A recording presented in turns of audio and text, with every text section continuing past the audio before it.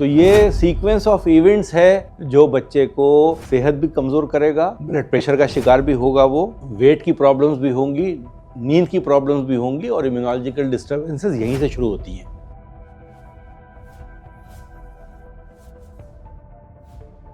नमस्कार, मैं doctor Jamal Khan, health wealth and lifestyle के चैनल में आपका स्वागत है। मैंने आज का टॉपिक चुना है कि आपके वार्निंग साइंस क्या होते हैं इम्यूनिटी कम होने के, और आप उनके ऊपर ध्यान देके अपने इम्यून सिस्टम को फिर से सेहतमंद, ताकतवर, आपके लिए अच्छा कैसे कर सकते हैं। तो वार्निंग साइंस का मतलब ये भी है कि इम्यून सिस्टम बिगड़ता कैसे है, क्यों ख़राब हो गया इम्यून सिस्टम। आप तो पैदा हुए थे, अच्छे बच्चे थे, खाते पीते भी थे, माँ बाप ने भी बहुत प्रोटेक्शन दिया, टीके भी लगे आपके। अब आप स्कूल में एडमिशन हो गया, अब स्कूल में चले गए आप, थोड़ी बहुत समझ आना शुरू हुई। केजी में तो समझ थी ही नहीं, क्लास तीसरी में चौथी में समझ आना शुरू हुई, तो आपने बातें करना शुरू करी, स्कूल की बातें माँ बाप से आके। अब वहाँ से मामला बिगड़ना शुरू हुआ। अगर माँ बाप ने बहुत ज़्यादा आप पे ध्यान दे दिया, बेइंतहा ओवर प्रोटेक्टिव हैं आपके लिए, तब आप कमज़ोर हो जाएंगे। इसके बरक्स, इसके उल्टे तरीके को सोचिए, माँ बाप ने ध्यान ही नहीं दिया आपके ऊपर और जा के टीचर से बार बार यही कह रहे हैं कि भाई होमवर्क कम देते हो, बच्चा हमारा शाम को खाली बैठा रहता है, उसको पढ़ाना है, हमें डॉक्टर इंजीनियर बनाना है। तो उसने टीचर ना आपने ये पूछा कि बच्चा परफॉर्म कैसा कर रहा है, नाश्ता करता है नहीं करता है, सोशल सर्किल कैसा है इसका, इसको बच्चे बुली तो नहीं करते हैं, ये तो किसी को बुली नहीं करता है। इन सब बातों पे ध्यान देने की जगह सिर्फ आपने पाठशाला की तरह उसको पढ़ाना शुरू कर दिया, जैसे पाठशाला जिसको बोलते हैं। स्कूल जो है वो होलसम एजुकेशन के लिए होता है। होलसम एजुकेशन क्या होती है? जिसमें बच्चे की तालीम यानी पढ़ाई, बच्चे की परवरिश यानी उसका ग्रोथ और उसका मेंटल वेलबीइंग सब देखी जाती है। बच्चे को सबसे ज़्यादा इम्पॉर्टेंट टाइम जो गुजारना होता है अपने स्कूल में गुजारना होता है, क्योंकि सुबह सोकर उठ के स्कूल जाता है, फ्रेश माइंड होता है, बहुत सी पढ़ाई करता है, बहुत से नए लोगों से इंटरेक्ट करता है। ये चीज़ माँ बाप को बड़ी क्रिटिकली समझना चाहिए कि बच्चे को आपने शाम में टाइम दिया, क्वालिटी टाइम, जिसमें उसने आपसे कन्फेस किया एज अ फ्रेंड कि वो क्या चैलेंजेस स्कूल में फेस करता है और क्या उसको परेशानियां हैं। इस पे बहुत सी फिल्में बनी हैं, मैं कोई नई बात तो बताने वाला हूँ नहीं आपको, लेकिन मैं आपको सिर्फ समझाना चाहता हूँ कि थोड़ा सा रुक के सुन के मेरे वीडियो को समझ लीजिए कि इम्यून सिस्टम कैसा रोल प्ले करता है सेहत के लिए। यहीं से तय हो जाता है, यहाँ से तय होता है कि बच्चा आपका आगे जाके बीमारियों का प्रकोप झेलेगा, डिफरेंट बीमारियां, या एक सेहतमंद इंडिविजुअल पैदा होगा जो सब कुछ ठीक ठाक रखेगा। आपको ऐसा बच्चा थोड़ी चाहिए जो बहुत दुबला पतला शरीर है, पढ़ने लिखने में बेइंतहा अच्छा है, लेकिन पारिवारिक संबंध भी नहीं जानता और उसके अंदर बहुत सी बीमारियां भी पैदा हो गई हैं, जो दवाएं खा रहा है वो यहाँ से पैदा होगा। वो क्लास तीसरी चौथी से शुरू हो जाएगा ये खेल। सो कितना रहा है बच्चा, क्या स्कूल जाते हुए डरता है कि नहीं डरता, ये वार्निंग साइंस है। खुश जाता है, लौट के आता है तो सब बातें नॉर्मल बताता भी है कुछ, या कहता है सब ठीक चल रहा है। बहुत से बच्चे बुली होते हैं तो अपने माँ बाप से कन्फेस नहीं कर पाते कि हम बुली हो रहे हैं। बाद में जब वो कामयाब इंसान बन जाते हैं तो अपनी कहानी सुनाते हैं कि स्कूल में ये प्रॉब्लम्स आती थी मुझे, मेरी माँ ने कभी सोचा ही नहीं ना पूछा। तो इम्यूनिटी जो है इन सब चीज़ों पे निर्भर है। आपका इम्यून सिस्टम, आपने सुबह उसको नाश्ते में क्या दिया, क्या उसका डब्बा उसने ही खाया या और बच्चे खा गए, ये देखना ज़रूरी है।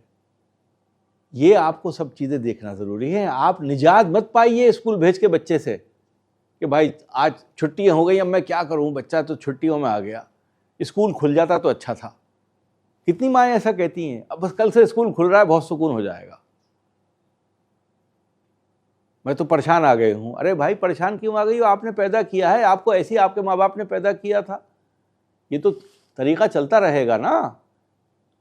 कहीं हम उल्टी गिनती नहीं शुरू कर दें कि शादियां भी बंद हो गई, बच्चे पैदा होना भी बंद हो गए, फिर जाके समझ में आएगा कि अरे ये हमने क्या कर दिया, उड़िया चिड़िया चग गई खेत तो होगा क्या, अब क्या होगा, है ना, ये सुना था आपने। तो ये है,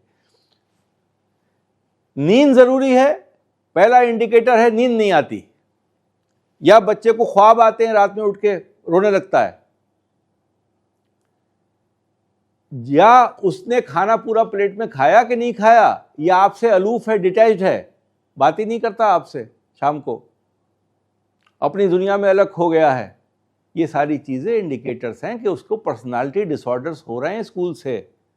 वो आज तक सही सलामत था, लेकिन जब से उसने होश संभालना शुरू किया है तो उसकी पर्सनालिटी चेंजेस आना शुरू हो गई उसके अंदर। क्या इसमें स्कूल कंट्रीब्यूटरी फैक्टर तो नहीं है? स्कूल में टीचर, जो क्लास टीचर है, उसके साथ आपका संपर्क बहुत घनिष्ठ होना चाहिए। वो बच्चे की दूसरी माँ की तरह है या दूसरे बाप की तरह है। अगर मेल टीचर है, वो आपको बताए, पेरेंट टीचर मीटिंग में आप टाइम दीजिए, पूछिए कि ये ओवरऑल परफॉर्मेंस कैसी है। आजकल तो सेक्शंस आते हैं रिपोर्ट कार्ड में, अलग अलग रिपोर्ट कार्ड में सेक्शंस लिखे होते हैं, बातें करने में कैसा है, ड्राइंग में कैसा है, खेलने कूदने में कैसा है, अलग अलग तरीके के सेक्शंस होते हैं। उन सब सेक्शंस पे आप गौर कीजिए।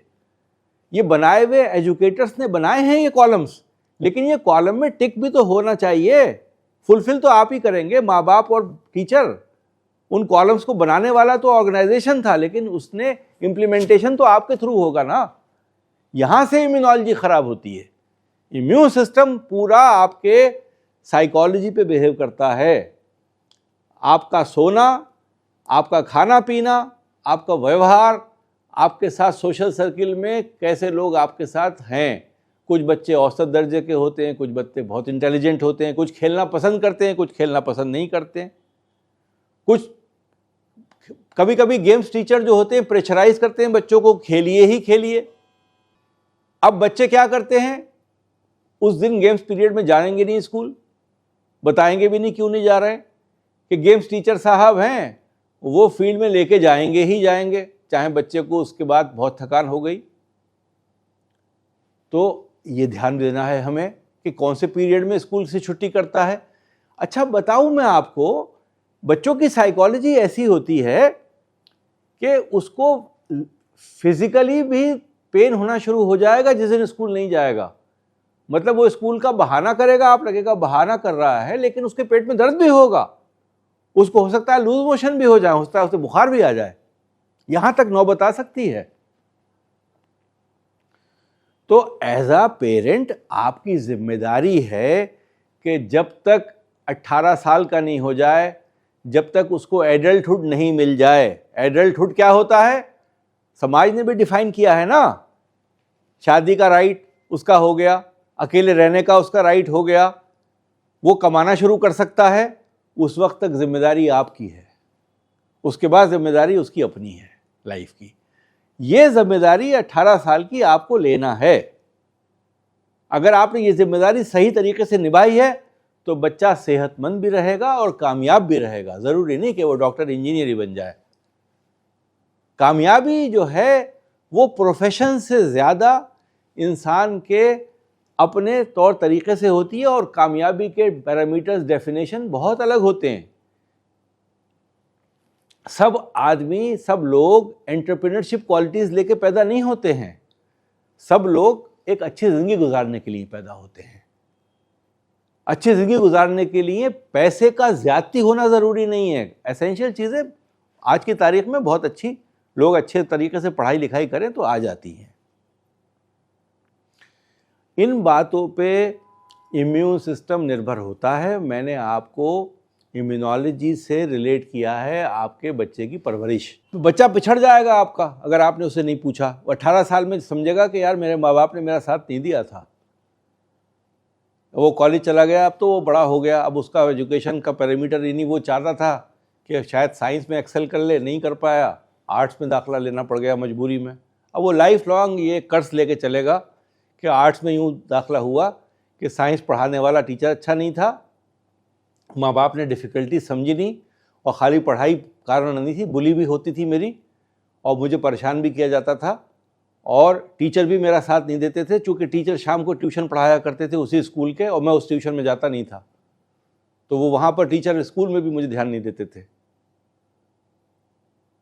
तो ये सीक्वेंस ऑफ इवेंट्स है जो बच्चे को सेहत भी कमज़ोर करेगा, ब्लड प्रेशर का शिकार भी होगा, वो वेट की प्रॉब्लम्स भी होंगी, नींद की प्रॉब्लम्स भी होंगी और इम्यूनोलॉजिकल डिस्टर्बेंसेस यहीं से शुरू होती हैं।